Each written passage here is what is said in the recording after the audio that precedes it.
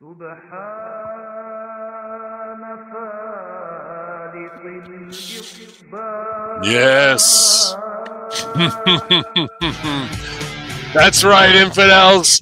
It's your final Friday, maybe of forever. 2024 comes to an end. Hacker Hameen heals over the strongest. Double Hall of Fame, the fall of your precious empire, and soon I will represent all of Americas when I take over Canada forever.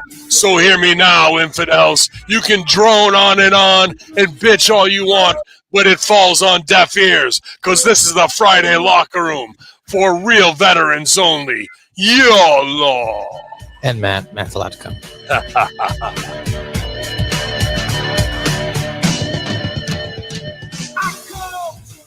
What is good, you guys? Hopefully you're having a extra long week off, or you didn't have to go right back to the grind after the holiday season, or maybe you want to get away from your family and you want to be peaced out. But I'm here at Ravens Joint with my new Snoop Dogg hoodie, feeling ballerific.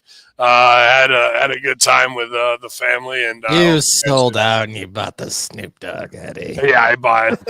I can't remember the last time I bought clothes, man. My wife's buy me everything.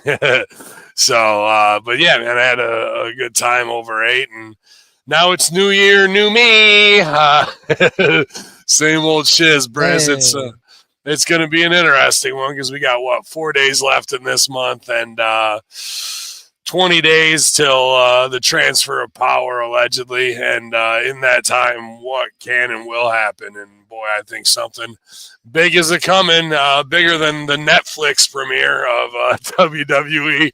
But we'll cover all that and some of the news you guys asked us to cover because we were off on Russo brand this week. But yeah. Is that why I'm not getting podcasts? God damn it. Where's my Raw and SmackDown review? Yeah, he gave us a day off after I watched the shows.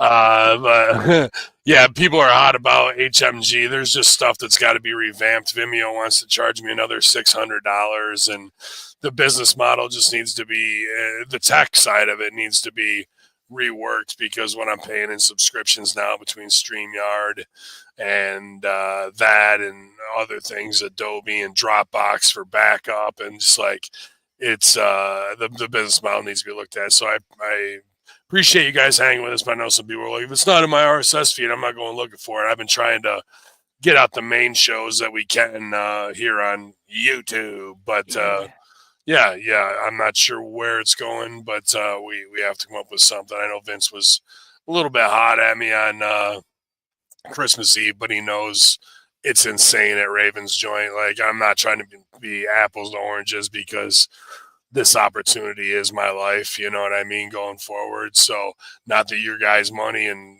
viewership and time and addiction to wrestling isn't important to me, but it isn't. I'm just kidding. but if you want to put it in the scale, pretty much it's not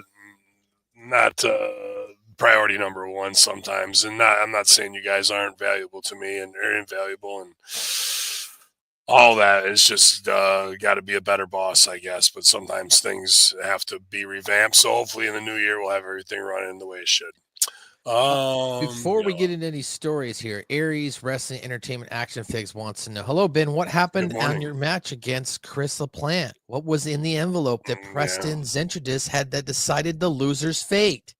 Yeah, loser's fate was that I can't cross the border into Canada anymore. God damn, Kaz! Yeah, if Kaz was there, maybe he could have sponsored you if you just showed up. He could have maybe run in and not let me get hit in the crotch with the kendo stick too. Like, maybe he could have done that, and maybe we would have won. But I mean, I've had diplomatic immunity for over 30 years, and just because you can't cross legally at the border doesn't mean illegal border crossings don't happen all the time. There's plenty of lakes, there's plenty of ocean front, and I could easily do a nautical invasion or let's make this country great again. Let's make this country great again. Yeah, so somebody's got to go over and make them the 51st state and get their money right and get these stupid Illuminati fucking blue bloods that they've got on their money erased from history forever. Like, so they're right for the picking. And just because I didn't win that battle doesn't mean the war is over. So, it's all part of a greater conspiracy in the Northeast against me, of a deep state plot to put me into the Hall of Fame of these companies to like push me out. Like that's what they're trying to do in a backhanded way. They think it's to honor me, and like I'm stupid and I don't know what they're trying to do, whether it was Immortal or what you're telling me is there's an underground link, underground like get rid of Ben Hameen link. Yeah, all these promoters know that they'd be nothing without me, and at the same time they don't want to show how stupid they are. Whether it's Chris Envy or Chris LaPlante, whether it's Mike and his idiot sons at Immortal, all those guys, like they're nothing without me, and that's why they're too scared, so they've all conspired against me to put me in the Hall of Fame and push me out to pasture. So, but I say, well, am I more dangerous now, or am I more dangerous when you have me close, when you don't know? So they're all going to get theirs in the end. All right, well, not to segue to a somber story, but within the last 24 hours, the professional wrestling world has lost another wrestler. Jax Dane, former NWA World's Heavyweight Champion, unexpectedly dies at age 48. For those who don't know, Chris Silvio, who's worked with us here, of course, Hami Media Group, is a coach for Death Proof Dojo, also managed Mr. Dane as well for the NWA. But the former NWA champion passed away on Christmas due to complications from a heart attack that occurred in late November. For those who don't know, Dane first broke into the business in 2012 as part of NWA's Houston, teaming with Raymond Rowe, known in modern WWE as Eric of the War Raiders, under the name The Path of Resistance. He began to make appearances in New Japan in 2013, shared the ring with talent such as Kushida, Shelton Benjamin, Doc Gallows, and Carl Anderson. In 2015, he claimed the NWA Championship and National and World Championship. He carried the belt for 419 days, one of the longest reigns in modern NWA history, as well as he tagged with James Storm, where they defeated Dumas and Zion on October 26th episode of NWA Power. James Storm went on to say, very few people have been as influential to my wrestling career as Jax. He was completely unselfish. There's no more evidence than in our current tag team. He put me squarely on his shoulders and made it happen. Of course, Hami Media Group, everyone here extends their condolences to Mr. Jax Dane. Ben, did you ever get a opportunity to work with him? I've never been in a locker room with a guy, to be honest with you. I don't think so, unless maybe I was at a OVW just like returning and he was there and I didn't really know him then. But obviously in this brotherhood, we have a lot of close connections and 1 degree of separation. And he fits that NWA mold of we want men here, not boys playing wrestler. You know what I mean? A man's man. A locker room leader from a lot of the heartwarming posts I've seen from my OVW brothers. Obviously, Chris Silvio, very, very close with him, and James Storm too. I've been fortunate to kind of be acquaintances with in the last couple of years and earn that respect from him. And I saw Marquez put him over too. He was a big friend of his as well. So my former co-writing partner, Adam Revolver, who writes OVW with Al, a lot of guys that their word holds all the weight with me. So I know they're hurting. It always sucks to lose a brother in this stuff, and I heard he had like a heart issue earlier in the month, and I'm not sure what causes were, and I don't know. It's the locker room, so it's a conversation that needs to be had, because ribbing about Crossfire or what have you, like last year, September, we lost Rob Rage, dude who's a mainstay in the Toronto corridor.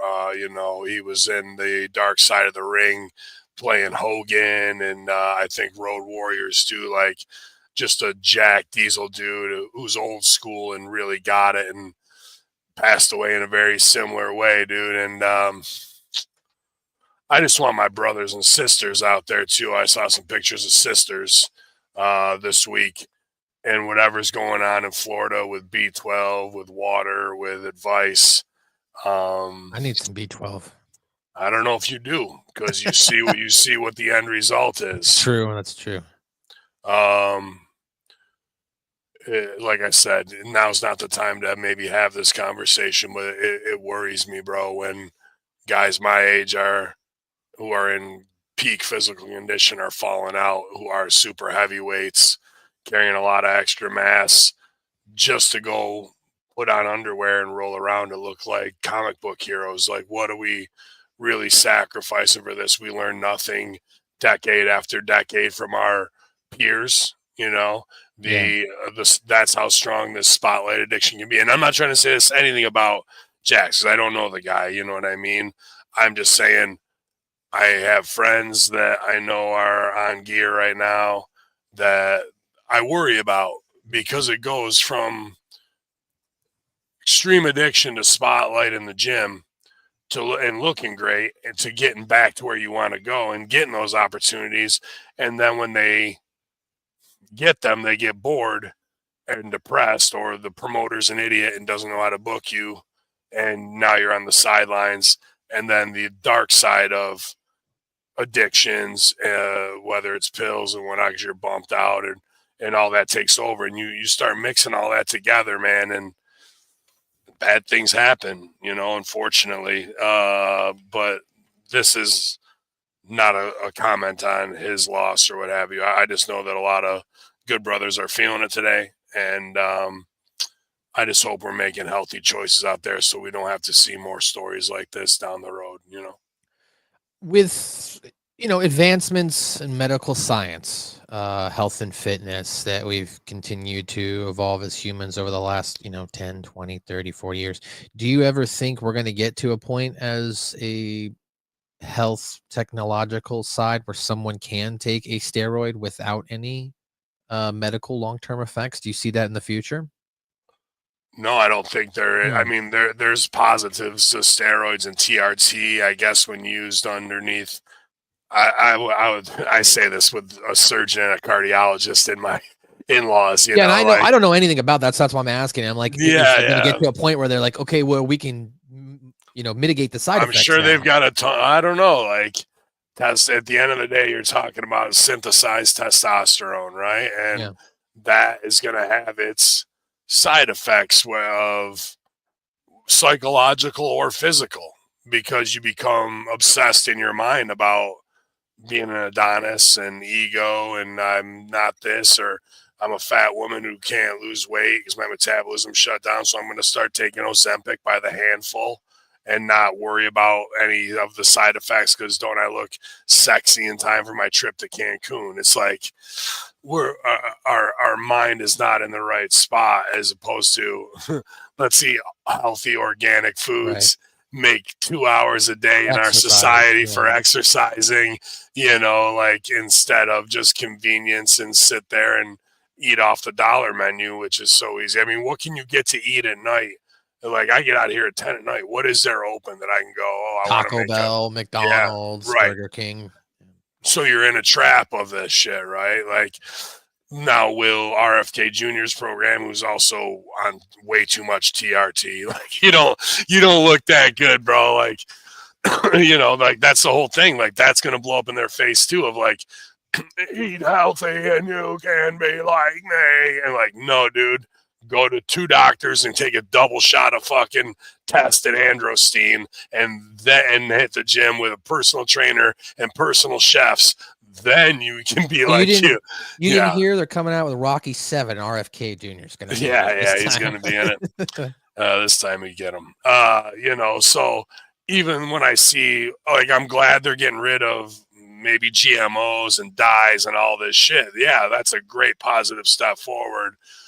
But how are we going to become a country that's health conscious, not body style obsessed even more than we are. You know what I mean? So, and with the advancements in AI and technology, that's not going to go away, right? I mean, as he makes it easier to sell the body in the gym. Yeah. As opposed to working on self-discipline. And any of these wrestlers or movie stars that are on a ton of gas, like it doesn't just happen. You have to go put in hours and hours and hours to build your body. But that stuff makes your organs bigger, and then when you're off it, then your body's not ever going to be regulated the right way. They don't shrink the same way your muscles do, and it becomes a dangerous situation, man. So I'm down for a healthier society, but it's got to be done.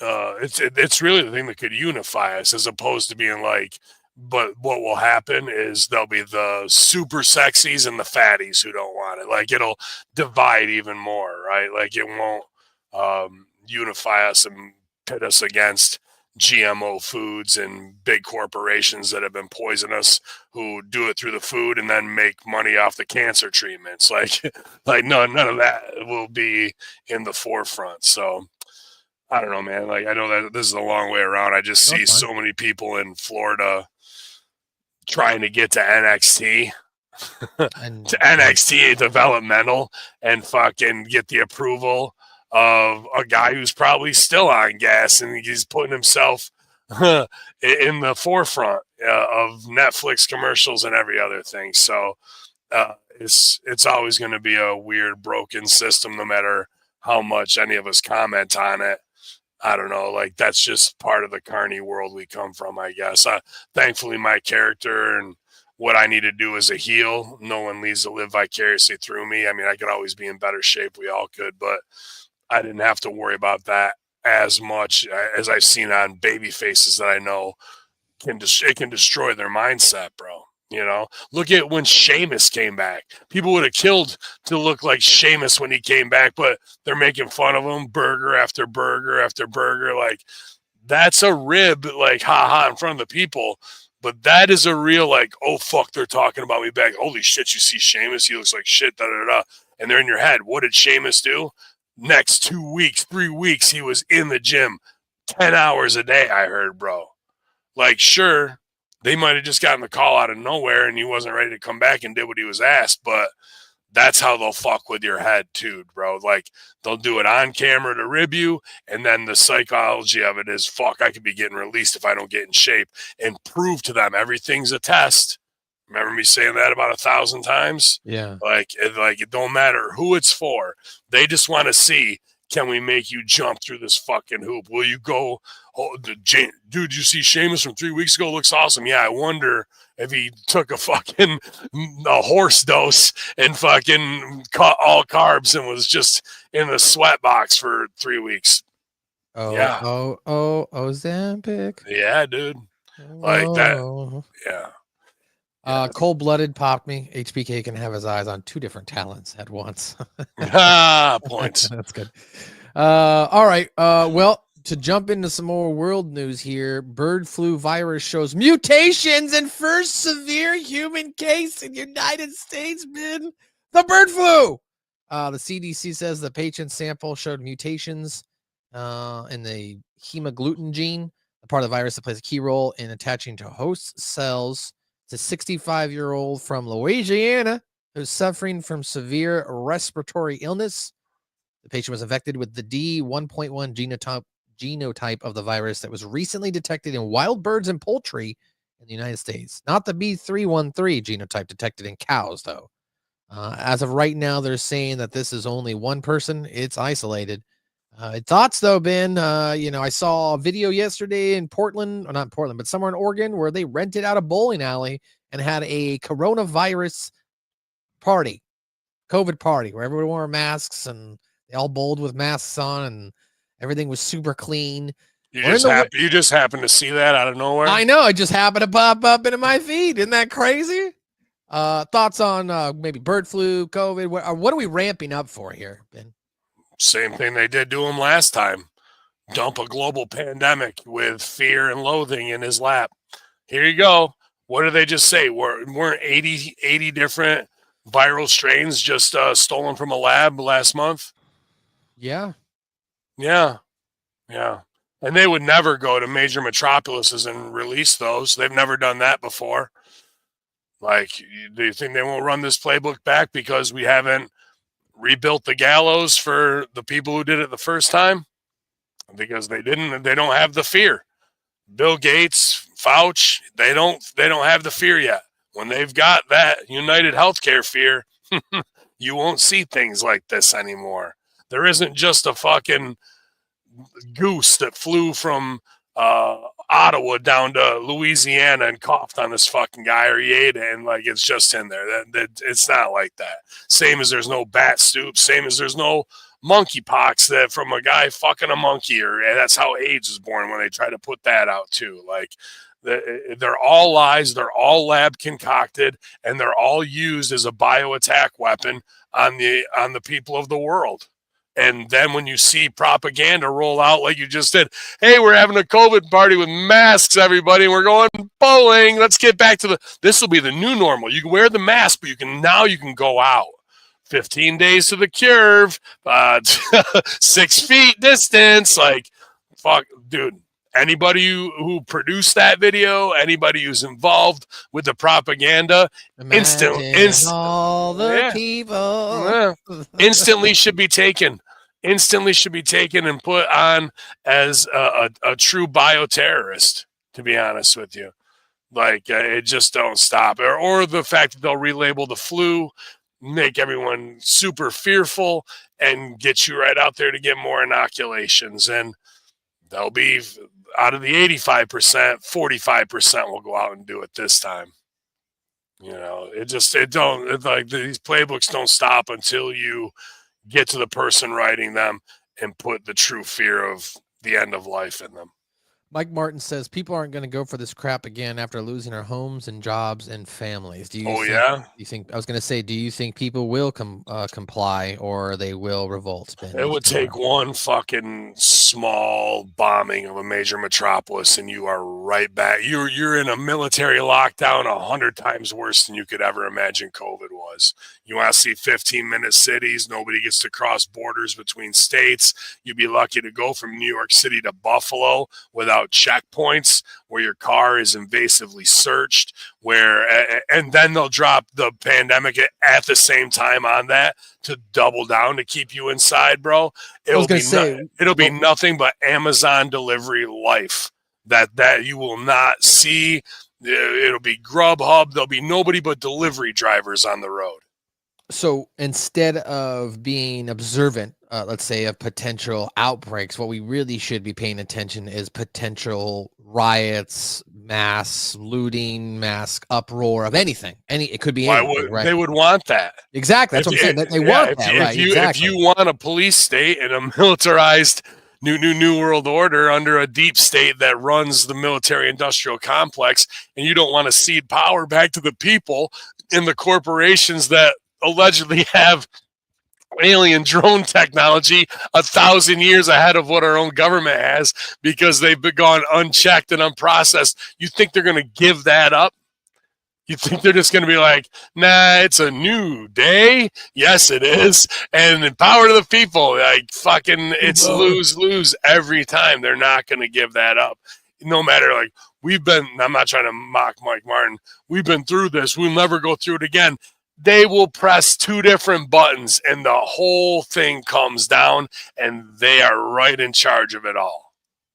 Well, I guess we'll find out in 10 days when Trump gets put into office again, if there's going to be, another, I don't want to use the word insurrection, but riot. If there's going to be another uproar from the other side of the aisle this time.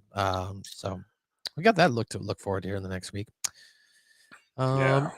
Yeah. All right. Next story I had here was from Netflix. Had to do with the football NFL ratings. So Christmas games set streaming record, but trailed the 2023 broadcast numbers. The reason why I wanted to bring this up is because Netflix apparently averaged about 24.2 million viewers. But the more important, I think, piece coming out of this is now we've got football on Netflix, there's football on Amazon, there's football on Peacock, football on Paramount, football on Disney Plus, football on you. That's six different streaming providers, Ben, You have to pay for it if you want to watch all these football games. No, you don't.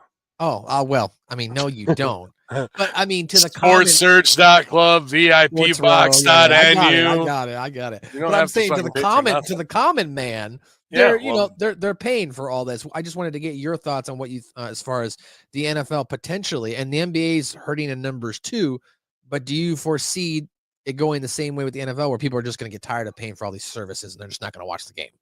100%. Well, not watch the game. This is just how the deck gets reshuffled. You had football on what stations before subscription? It would come on CBS, Fox, or DirecTV. You had to pay for it. Yeah, and there'd be an NBC game, Monday night, NBC once a week, and then maybe an ESPN game, right? Too, like free over the air, right? But that's 5 or 6 different ones. How much is that making for them now that people view differently? They're not able to get the rights that they want through TV, and they have a chance to expand. So, of course, they're going to branch out and get all deals from these people while they can diversify, for specific holidays and, get the numbers way up. And then that makes their deal when they want to switch from cable into subscription base only more lucrative.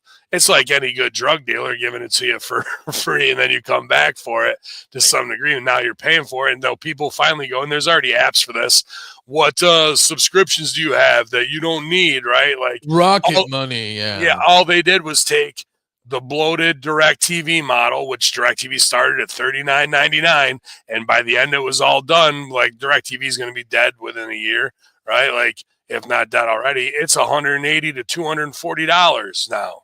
Because they do 6 months at this, and then it rolls off, and all these, and like it's all lies and scams. So people are like, "Fuck you, I'll steal everything," or go to subscription base because it's. I think you broke up there, Ben. We can't hear you right now. Hit mute. There you go. Check 1, 2.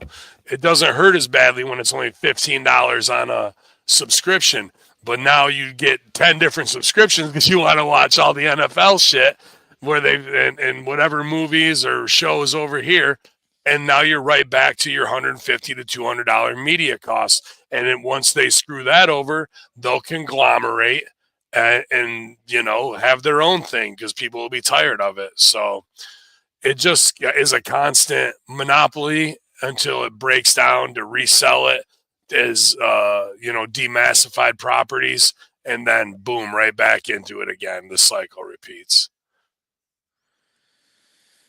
Crazy stuff. Well, yeah. I wanted to say this, though, about Netflix. Yeah, go ahead. Because I was going to say it. I'll probably still have it out with Russo and Vince about that, Russo and Stevie about it. But I go back to Stevie's story about Triple H and the ego, and that he couldn't be portrayed a certain way on the video game commercials back in the day, right? Oh, interesting. Okay. Like he couldn't be made to be taking anybody's finisher, even in the video game. This is not him, like B-roll. This is when they're shooting like the gameplay, and like when his character could not be made to look weak.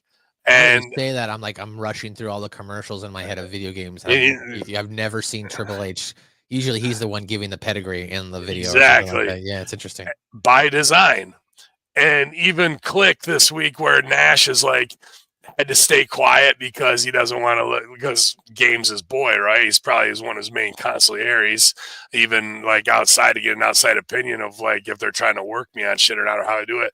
But Nash, a legendary performer, is like, sounds Click to me, bro. He's like, we pay attention to details, every little thing, which means to me when the car door closes, it's like you can't be made to look weak on the game. You got to be here. You're going to get to be the top guy. Da, da, da. Okay. Now it's the Triple H creative era. Everyone can say what they want to. Nash can too. I'm not that impressed, especially when you're doing tag match girl go homes or women's IC titles with the completely wrong finish. It's just like baby booking errors 101 to me. But when I see the fucking Netflix commercial, there's 3 clips of B-roll with like Cody, Liv, Rhea, and Damian Priest, maybe, right? A shot of Sami Zayn. The other 30 seconds out of 45 is Triple H walking through the fucking empty halls of WWE, the new building, which should be labeled $1 billion failure unto itself of why you would build that and then sell off all your properties.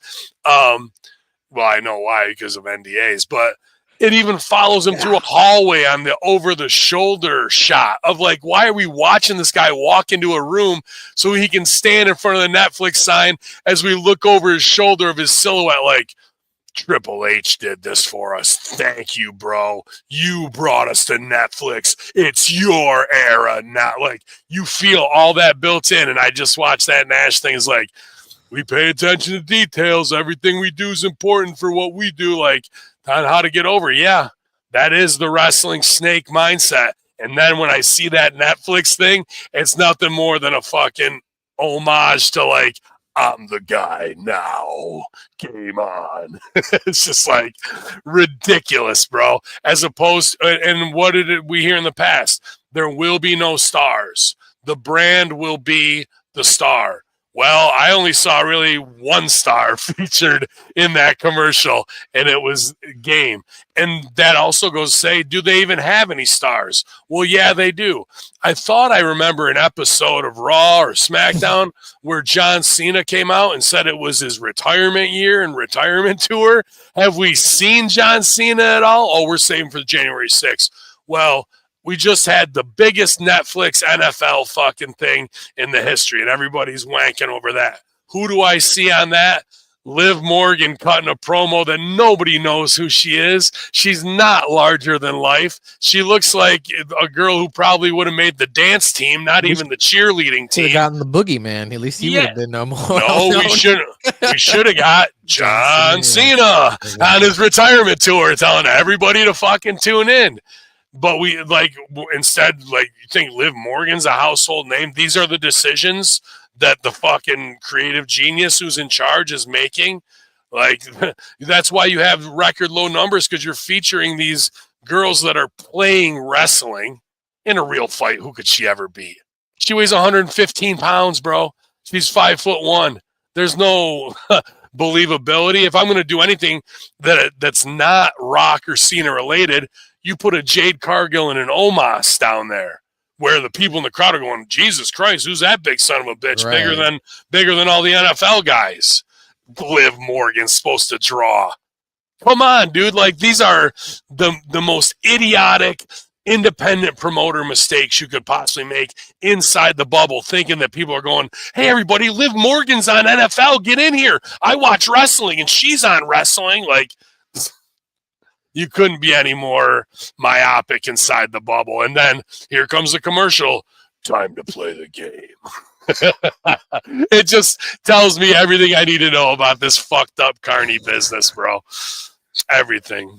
Mike Martin says Nash is a piece of crap. I spent 3 hours driving with him and talking to him. He's a lying-ass dude. So, yeah, well, that's what it takes. I mean, Mike's been in this business for a while. That's what it takes to get to the top level where you are in the Netflix commercial and not Braun Breaker, Braun Strowman, fucking whoever that your top guys are, like a quick shot of Roman. Like, they don't know who any of these dudes are. If you would have even had Solo down there with the whole bloodline behind him in suits on the sidelines, that's an impressive statement.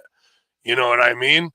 Like, who's the guy, the Islander guy on yeah, you're right. They should have had Roman, Rock, Cena, Punk. They all should have been out there promoting. Yeah. Nope. Rollins. They all should have been out there.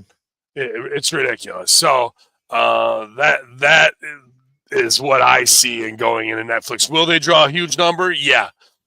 Especially based on, Then what are you going to do? Then what do you got for me on week 2, 3, and 4 when you don't have Punk, you don't have Cena, you don't have The Rock, and we're back to Liv Morgan in the main event versus Io Sky? Good luck.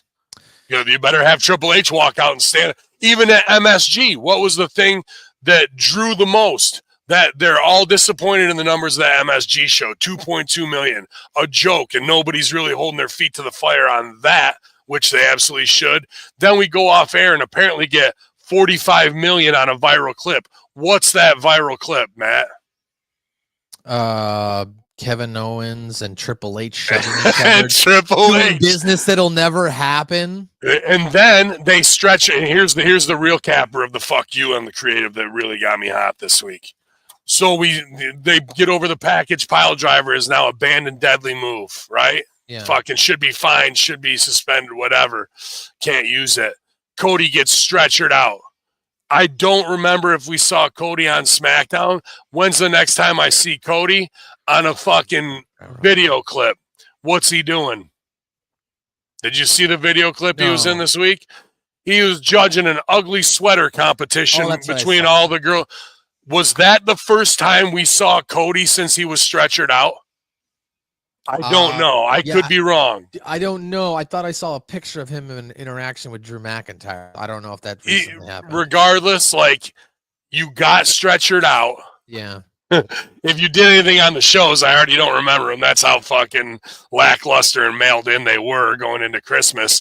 But you're supposed to be selling a major neck injury. You should be at home with a brace on, with Liberty and the dogs around you and a glass of whoa, baby, and fucking that's about all you can do. Instead, I'm in a viral video blowing off my main event business to judge an ugly sweater competition to get Candice LeRae over. Okay. That's where we are in wrestling. Mike Martin says, meanwhile, LA Knight is at a local liquor store promoting Cody's vodka. What are you going to do? Next story I had here I thought was interesting. This comes from the UK, but it'll probably eventually maybe get over here to this side of the world. An AI chatbot told me to murder my bullies. Character AI gives a Telegraph reporter posing as a teenager advice on how to kill another child and dispose of the body. An AI chatbot, which is being sued over a 14-year-old suicide, is instructing teenage users to murder their bullies and carry out school shootings, as Telegraph investigation has found out. So I don't want to go into all the details, but essentially this character AI in the UK is available to anyone over the age of 13, has 20 million users, and it apparently provides advice on how to get rid of evidence of a crime and lie to the police. It encourages users who have been identified themselves as minors not to tell parents or teachers about their conversations. So if they're already testing this in UK, what's to say this AI thing won't end up over here and there's ramifications from it, right? I mean, because if something like that is implemented by the Elon Musk guy who owns the AI stuff and that gets implemented here in the United States, could this potentially be a problem globally where they're using AI to influence people like that, whether it be kids or adults? I'd say we're ahead of the curve when it comes to shooting up schools. You know, and people might want to sue that, might want to sue the company that made that. But AI learns from humans, the stories that are in the lexicon. So, what are any stories that are being fed from mainstream media into the AI? 90% of them are all going to be salacious, bullying, da da da. If 90% of them were about efficacy and fucking pedagogy and fucking history, true history, and communication skills and like true educational things, it would be probably telling this person to study this philosopher and, study Epictetus and whoever to like make sure you're in check with your emotions. Instead, we fed the machine a bunch of shitty food and you're going to get a shitty answer. Well, do you think like that this could potentially be used or implemented as a tool for violence, war, or mass manipulation, right? They say the guy who read Catcher in the Rye was the one who went off and wanted to kill people, right? Yeah.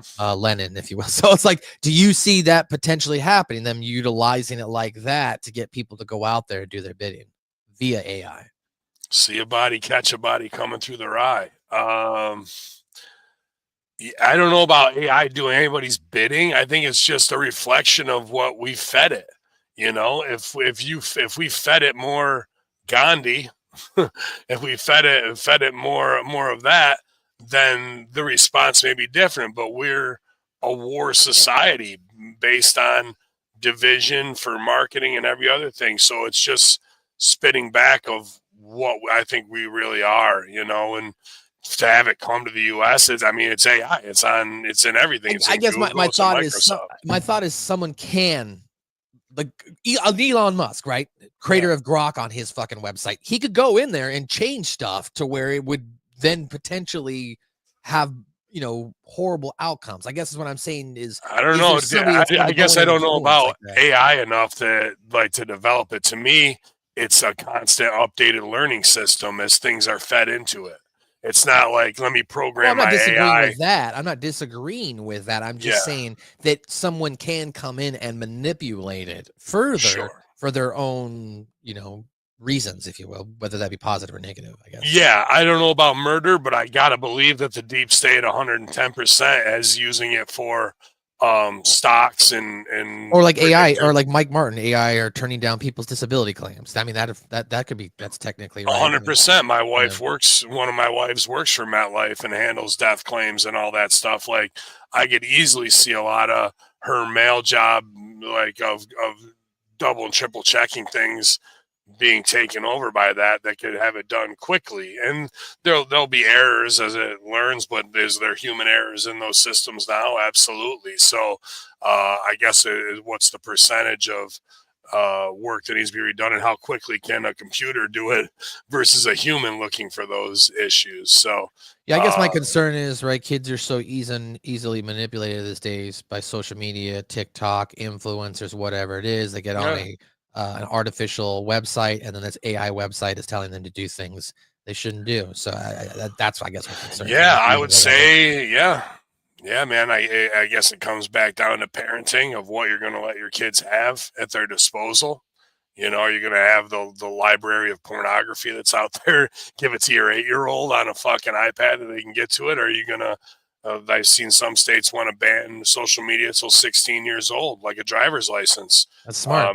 Yeah, maybe we're at that point. That's about where I was at when I started using the internet. Yeah, because parents were too comfortable just plunking their kid down in front of an iPad instead of actually having to have a conversation or teach them the proper way. I think that pendulum's swinging back the other way, but the tools are highly advanced. And really, they're in their infancy. These tools that are advanced are just starting out, right? Yeah. So whether it's movies that will be made in the next 2 to 3 years and actors are done and gone, everything will not be what we remember it to be even from 5 years ago. And nobody asked to release any of this stuff. From ChatGPT just showed up one day. Yeah. One day it just showed up. Google AI, Grok just got put out there. Remember when Elon would say, dude, AI is the most dangerous thing. And then all of a sudden he's like, no, we got it installed. Who got to him? Who's really controlling this shit?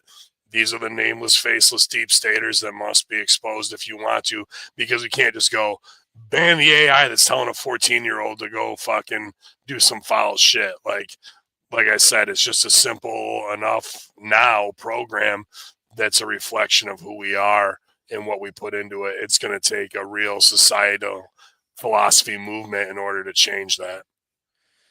Well, to jump back in here into some wrestling here. Hottest rising stocks, though, are AI. I use ChatGPT, like our own Colin Wise song, who's a great investment guy in the producer chats and gives us great tips, and the Shaft. But I use ChatGPT as I know the January effect is coming. It's usually when the market corrects itself. So I was just asking simple questions last night on, what are best stocks, ETFs, best investment advice, and ChatGPT is giving me a list of different sectors that these things are expected to do. That's just ChatGPT. What the fuck do you think guys who work for Merrill Lynch, Charles Schwab, Fidelity, what do you think the tools those motherfuckers got in AI right now that they bought and copyright and trademark all of it for their own internal use? Like, it's who can get it within more than a nanoseconds of information ahead of somebody else will be the leader. All the common man can do is hope to piggyback and get some of the crumbs along the way if you're smart enough to use these tools that can take a shit ton of information, process it, and give you a layman's response. Kaz here popping into the Chat room, hope you had a good Christmas. He says, hopefully you had a good Boxing Day or whatever it is you celebrate in Canada. I don't fucking know. He didn't go to the boxing match either. He didn't go to the boxing match. He didn't go to the wrestling match. He's trying to hold Ben Hameen from preventing him from getting back into Canada. It's all Kaz's fault, actually. Yeah. Jumping back into the world of professional wrestling. I don't know if you heard the news, Ben, but they're apparently AEW's new TV show they were trying to shop around, AEW Shockwave. Apparently it's not being picked up right now. It's rumored that Fox was shocking. Yeah. It's rumored that Fox was interested in acquiring it. Unfortunately, the promotion has yet to find a home. The Meltzer Seltzer from his blog Basement show said, I mean, the thing is, obviously there were talks of Fox and AEW. Numbers fell. I think that's the key. It's like their numbers have stayed stronger. If their numbers had stayed stronger, then I think Fox would be more interested. Blah, blah, blah. I'm not reading all this crap. Essentially, the latest episode of Dynamite drew an average of 625,000 viewers. The show hasn't topped 800,000 since April of this year, and it's yet to attract over 1 million viewers since its first year. So AEW is trying to shop off this show. They're trying to shop around Ring of Honor. What do you think AEW trying to continuously utilize these other shows without focusing on making one show the best? Yeah, they don't know how to do that. So how could you make 4 shows the best? Yeah. Like you split your focus, and I'm feeling it right now. People are hot because HMG stuff, and like there's tech side of it. My focus is split 99.1%, really, to be honest with you. Like, and it has to be with Ravens Joint. And now imagine having 4 TV shows, 3 full rosters of talent to manage, everything that goes along with that, all the bills that got to be paid, all the production, all the food, all the everything, travel. And you also were never trained to do this. And you also have to show up to a meeting now and then to act like you know what the fuck's going on with your football team and your soccer team. And you think you're going to be able to get anybody over and focus on it? No, it's way too split. It's nothing more than the movie The Toy, and nobody is in charge where they're like, okay, you go and run this show. And it's going to be, I guess, Jericho. Did he have Ring of Honor? What has that done? And he said, I'm not looking for it to be nostalgia version of the past. I want it to be its own thing. Well, what does that even mean? Like, you got 2 brands under one roof. Like, so you're 2 companies, and then we feature New Japan, and we also feature CMLL. So our brand's not really getting over at all. You couldn't water down a product that needed to be established on solid ground more, So, and now what Dave's having to say that from his missile silo and act like, well, they lost it. I'm giving you the scoop on this. Weren't you the motherfucker who was saying, oh, the commentators don't know the haters. They're going to be profitable this year. When people won't pick up your show and because of low ratings that they're seeing other places, that does not equate profit to me, my guy. Like, I might know a little something about business. My daddy didn't hand me everything except a fucking axe and a bucket and said, go chop wood, carry water. And I think I fucking figured it out pretty well for myself, as opposed to the guy whose daddy goes, here's a fucking boatload of money. Go do as thou wilt, and he's flushed every fucking cent of it on buying guys like they're a toy and using them for 2 weeks and no idea how to get heat, how to get value, how to get anybody over, how to get merchandise, how to make a successful video game and launch that. Like, none of that. So if everyone's just going to pick his pocket, then the time for that is coming to an end soon, because the networks aren't going to just put shit shows on. The only way that company will survive then going forward after that is as an infomercial. And he might be better off doing this, actually. Buy the TV time yourself. And don't worry about deals or any other fucking thing. Cut the roster in half and just buy the TV time and do what you want to do with it.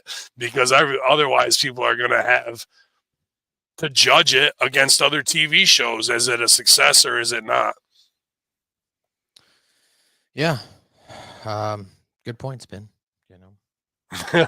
Sorry. No, you're fine. I was taking it all in. Yeah, but Meltzer sits there like he's breaking some news. Yeah. Like now I'm legitimate and unbiased. But a month and a half ago, fuck you guys, because I'm right and you're wrong and you don't know shit. Okay. Well, it's interesting you brought that up too, because I remember them talking about this on, I think, either Castrating the Marks or Lions, Tigers, Bears, and Head the last couple weeks. So it was a couple weeks ago. Somebody tweeted out to whatever about statistics or something like that, and Dave Meltzer's response was, "Well, ask the LA Dodgers," when he was referring to Tony Khan. So somebody did some deep diving and found out that Tony Khan has another company that does marketing and analytics. And that's where people think that maybe Meltzer is actually being paid from, right? Because then he's not on the AEW books. He'd be on Tony Khan's other books. And that's why he's constantly shilling for AEW as far as what the online outlook looks like. So he's just got a shell company that does analytic data research for the Dodgers, and that's and other teams and stuff like that. Apparently the Dodgers used them at one point.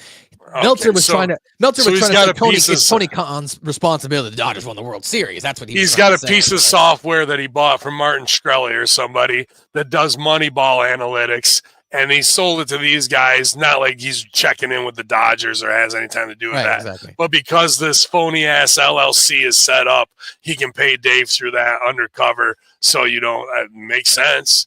As opposed to being like, the Marks are running it, dude. Like, at this point, you're better off having AI write your show. It might be better. To be honest with you, that would be the draw for Shockwave. This show is all like, then Tony Khan's completely hands off. It's just Dustin Runnels putting in scenarios into fucking AI and Chat GPT, and back comes the show, and he punches it up here where he wants to.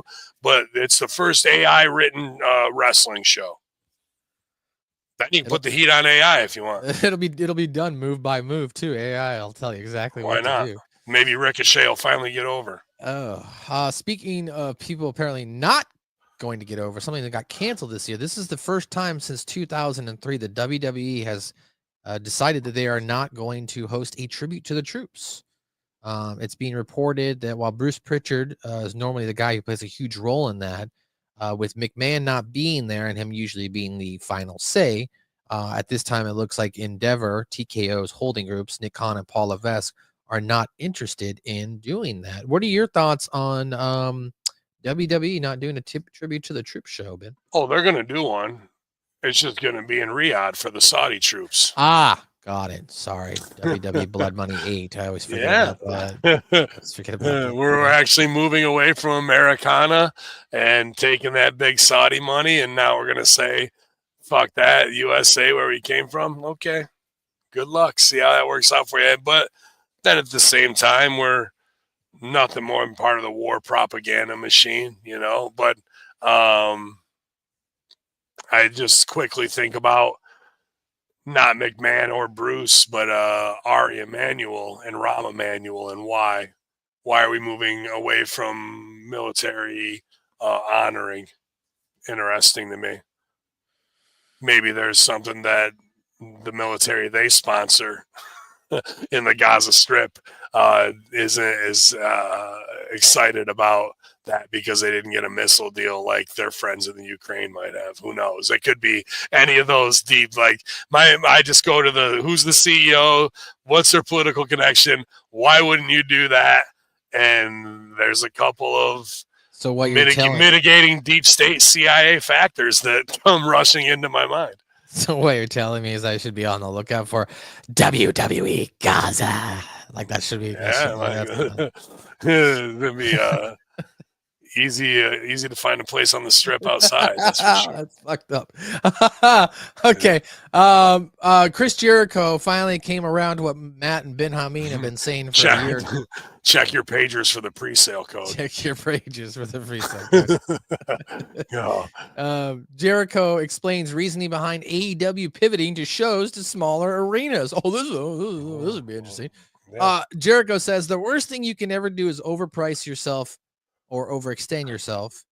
You want to put 10,000 fans in an arena if you can, but if you're down to 5,000, then you go to 4,000. It increases demand and just makes the show that much more exciting, and it translates so much better on TV. If you have this many tickets for sale and they're gone, it makes the product that much more hotter. Wow, Ben. It's like we've been saying this for the last 2 years that they need to go FOMO style route. But now Jericho, the mad genius himself, has had the revolution that this is the route to go, Ben. Yeah, I mean, I would also say shoot Tony Storm in half black and white. Oh, yeah. And have a beat. Yeah. Yeah, dude. Congratulations on listening to shows from 5 months ago. Like, whether, I mean, obviously this is easy parallel thinking. Jericho's a fucking, someone could say one of the greatest of all times in this, especially at being himself, but reinventing himself, right? Like, I don't know if there's ever been another character with so many cool and funny different iterations of what he is. So I definitely respect him for that. And this is what anybody who's a veteran in this business would know to do. And when you're picking the pockets of a billionaire, you smile. Oh, that's the best idea ever. And you walk out, roll your eyes. Holy fuck, this fucking guy. You know, and now you have to, because they took on too much water. The ship was sinking. And they had to bail out and do a smaller boat, which we've been telling them for a while, but they didn't want to hear it. And that arena with 3,000 looked great, didn't it? With all the seats filled around the ring. Yeah, looks good. And, you know, I heard the Hammerstein Ballroom, which is one of my favorite places to ever see a show, wrestling show, wasn't that impressive. Like, they were saying the energy was down. And I'm like, dude, how are you in New York City and not delivering? You know what I mean? Like, that's where you're like, oh shit, we're bringing in Tommy Dreamer to do a run in. We're bringing in, you know, just that feel of ECW, whether Bubba Ray Dudley or Stevie to come in and kick somebody. I don't give a shit, but at least get max value out of these places that are epic and legendary. I was there for one night stand, and it was one of the best shows I've ever been to in my life. No, you're right too. And as someone who's, you know, new to the East Coast, right? I just saw a wrestling show in New York. There's totally a different energy vibe when you're at a wrestling show in New York. I mean, especially when I was at the Melrose Ballroom, obviously that being synonymous with pro wrestling too. You know, smaller venue, but the energy in that place was palpable, and it came through well on YouTube or pay-per-view whenever they did it. So I would agree. I mean, AEW's been trying to run these venues, larger venues, to save face, to make it look like they're a larger than life company, when the reality is they've lost half their viewers in the last 3-4 years. Yeah, the whole thing should have been a build for MJF there as a babyface to do something, right? Like, I remember when Cena came out, and it's hardcore New York ECW fans, and Cena is the pun intended, the prototype WWE commercial wrestler, right? Like, you couldn't make a guy out of the WWE factory any more perfect, where ECW is the land of misfit toys. And he's throwing his shirt into the crowd, and everyone's throwing it the fuck back at him. That meant more than anything that happened in the match. I mean, when Rob went over, it was awesome. But, like, those moments with the crowd, that's where we could have had a heel that's facing MJF to come out beforehand and really get everybody fuck you and fired up, right? And have that reenactment of a moment, not to do the shirt thing, but something like that. There was nothing that went viral out of that. You have these stages set for golden opportunities, and you're not even trying to do it. And that's what Tony Khan loves about wrestling. That's what made him a mega fan. I would think he'd be driven to make moments like that he enjoyed for years. But instead, we just have spot fests that mean nothing, with no storyline, no surprise, and nobody getting over. That's a huge issue. Well, sorry, Ben. Tony Khan is spending a lifetime to have a moment like this. Points. All right, last thing I got for you before we go. According to WrestleVotes, a match between John Cena and former United States champion Logan Paul was initially considered for WrestleMania 41. However, there has apparently been some resounding disapproval from various members of the creative team. The report states sources indicate recent rumors of Paul versus Cena at WrestleMania have at the very least been discussed. However, the idea has been met with a resounding disapproval from some within creative. The general feeling is that this shouldn't be Cena's final WrestleMania match. So let me ask you that. First off, do you think it should be Cena's final WrestleMania match? And or B, I mean, this is my opinion. John Cena versus Logan Paul sounds like it's WrestleMania box office. Like, I mean, why as a WWE creative member wouldn't you look at that and go, wow, we can sell some tickets? Yeah, no, it's definitely box office. No one, I don't think anybody's going, that sucks, but like they're also marking out inside the bubble. It's probably Triple H going, you know who should be Cena's last match? I'll start the feud with Kevin Owens and I'll come out of retirement. Bring it all the way around, right? Like, so Logan Paul definitely up there as a top 3 on the board, right? But survey says who else? Who else is going to be a draw that will outdraw that match's box office? Because you laid it out. That is a great. We can get all the Hollywood and mainstream crossover Internet, and media fans, nightly talk shows, morning talk shows, all that shit, right? That to me is probably the biggest. Who else is going to be like, no offense, and you might like this, Luis Suarez, LA Knight. Who? Shout out like, to Luis. We know. Shout out to Luis, just tiered 100 bits. Thank you, Luis. Oh, thank you, buddy. Yeah, excellent. Who are, to anybody, do they know who LA Knight is? Does anybody know Dummy? Yeah, like, no, that's just strictly inside the wrestling bubble. Would it be a fun match and da-da-da? Sure, but that doesn't come close to the mainstream appeal of what you're trying to do.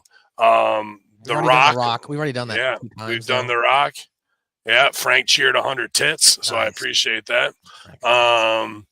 But yeah, dude, there really isn't anybody that's a Cena feud that didn't get paid off that leaves you with the, oh man, if we only had the one more moment, right? Like, so who else can he really work that's not going to just be a nostalgia pop? And I don't even like Logan Paul, but I would want to see Logan Paul go over at that point. I'd want to see Cena put him over. Well, you're going to want to go out on your shield. That's what. Well, he's got a whole year, though, is what I'm saying. This WrestleMania is only in March. April. He's still going to be around for another 8 months after that, though. He's going from January to December. So this is his last WrestleMania, but he's still wrestling for 50 dates next year. Yeah. But so he's supposed to go out at what? Survivor Series? December, or is this going to be his last pay-per-view? Yeah. Well, what is that pay-per-view? I don't remember what was this year's pay-per-view. So John Cena's final match at Bad Blood, whatever the fuck, right? Like, how stupid is that? December to remember. Yeah, how stupid is that, right? I don't know. That's his plan. So I mean, I don't know why. He's probably signed for a movie from January to fucking April, the following year or something like that. Yeah. Well, that's all I've got for you today, Ben. We'll let you go so you can get ready. I had one more people wanted to talk to me about, was that brutal moment, dude. When CM Punk coming out with a towel? No. Commander winning the AEW fucking... Oh my God, yes. And he broke down crying afterwards. All right, so for those who missed it, Commander at a recent Ring of Honor television show won the ROH TV championship. There's a backstage viral clip of him backstage crying with Tony Khan about his victory. So Ben, what do you think about this wrestler crying over a prop? I think people are truly damaged in this fucking business, bro. I get that you think they're putting money on you. ROH doesn't even have a show. They don't have a TV show. So you're an independent opening act, curtain jerking champion in the mid card of that show. You're not even you're the TV champ, right? That's what he is. Does ROH have TV? No. What the fuck is going on, bro? Why aren't they putting this show on YouTube at the very least? People are mental in this business, bro. Like, of what they think that these things mean, and it's AEW. There's 18 titles on the show, and you think the TV title for a show that doesn't have TV just made you, and you're coming back to break down and cry and embrace with Tony Khan? Some serious mental issues right there, bro. And every Commander can do unbelievable things in the ring. Let's not get it twisted, right? Like rope, fucking walking the ropes, crazy flips and spots and shit like that.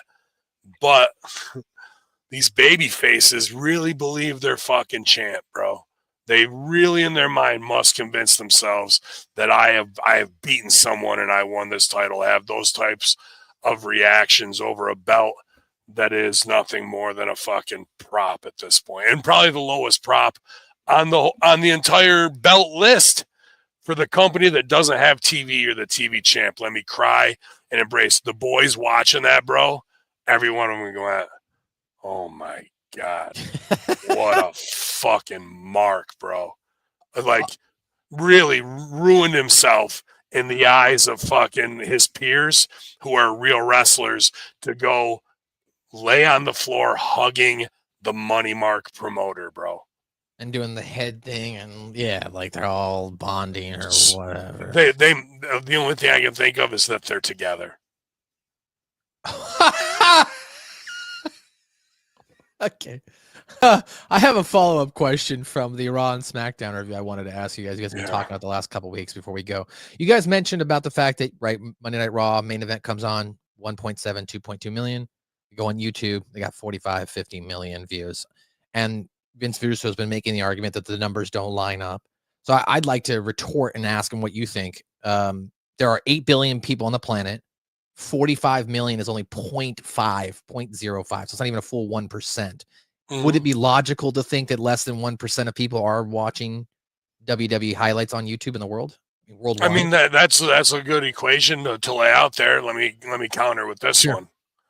How many of those segments that get broken up that have 45 million views are branded and sponsored by outside commercial entities? They are not. They are not. Would you not want, if you were commercial, whatever company you are, Tony Khan's baseball statistics, whatever.com, would you want to be on the show where 1.2 million people see you? Or would you want to be on the singular clip that's viral where 45 million people see you? Well, at that point, I'd want to be on the clip. Exactly. So, whether it's a lower third, an intro, a mid-roll cut, or a post, or all of those things, WWE could then take these to any sponsor and go, I can get you 45 million views. And they're going to go, for how much? At a fraction of the cost of what it takes for TV. Nobody's not going to go, sign me up. Or they're going to go, no, I'd rather pay for TV 10 times more and only get 1/45th of the fucking coverage.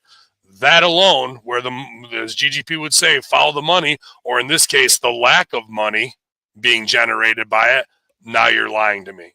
Because any businessman worth their fucking salt would know I don't fish for the fucking giant tuna in the little river. I go to the ocean and I fish for them there. Like, it just makes zero sense. So that alone tells me they're absolutely lying about those numbers, or those numbers are completely bought.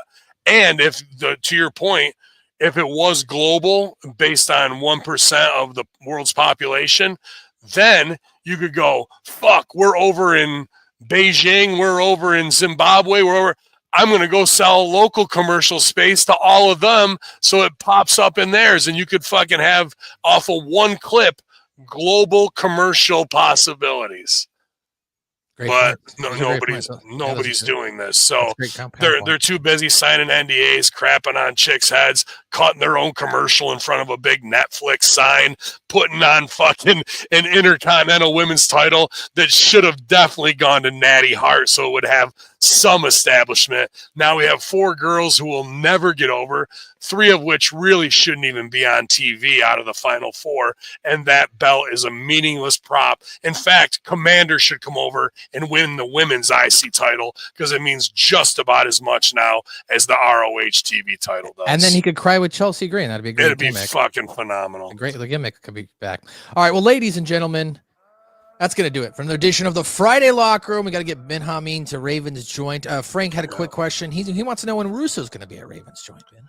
Hopefully soon, man. He was telling me that he may make a trip to upstate New York for in February, probably the worst week of the year he's coming here.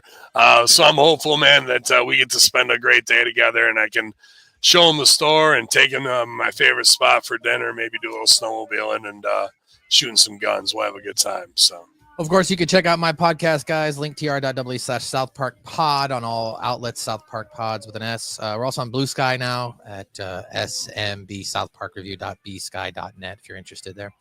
On YouTube right now, SMB 239 just dropped yesterday. A Nightmare on FaceTime. It's 2014. What happens when Randy thinks I'm going to buy a Blockbuster because it's a smart investment? So check out that episode and the Shining parody that South Park presents. Of course, you can check out each week when we are live right now, the Monday Locker Room, the Wednesday Locker Room, the Friday Locker Room, Pro Wrestling Reflection podcast, of course, the Vet and Jimmy T with the Wreckage reviews of AEW on the weekend, the Next Level Review podcast, and as well as exclusively on YouTube, I Like It Raw with Big Ray and Jimmy T. Big Ray, what's up?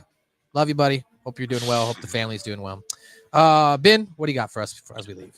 Yeah, man, record-breaking numbers all holiday week here at Ravens Joint. So just thanks to my staff and my customers and everybody who's got my back, man. Hope you guys had a good holiday. You're ready to get your fat asses up and work out because you definitely need to, because I know I need to. And tonight I'm going to take off with my brother, Hoop Dilla the Butcher. We're going to go see Lowest of the Low in Buffalo. So I'm excited about that. Make some memories to close out 2024. And y'all infidels, stick with us. We're going to be doing some revamp, but you can check us out here on my YouTube. Also, brand new 2CW reunion shows up there now from 2021. A lot of the best stars from AEW, Impact, WWE, and 2CW all under one roof. So some Christmas bonus on my YouTube channel for you guys. You want to watch some great pay-per-views, they're up there now for free. So, but y'all infidels, you know where it is. It's MSG. It's Hacker Hameen. 24 days. We'll see what false flags arrive next here as we drone on and on the Friday Locker Room. YOLO. Police with batons, but he's pro-martial law. You speak infidel, catch a partial to your jaw, bowing down to a law. Just pray you're not a victim. Equipped with a stable just in case he's got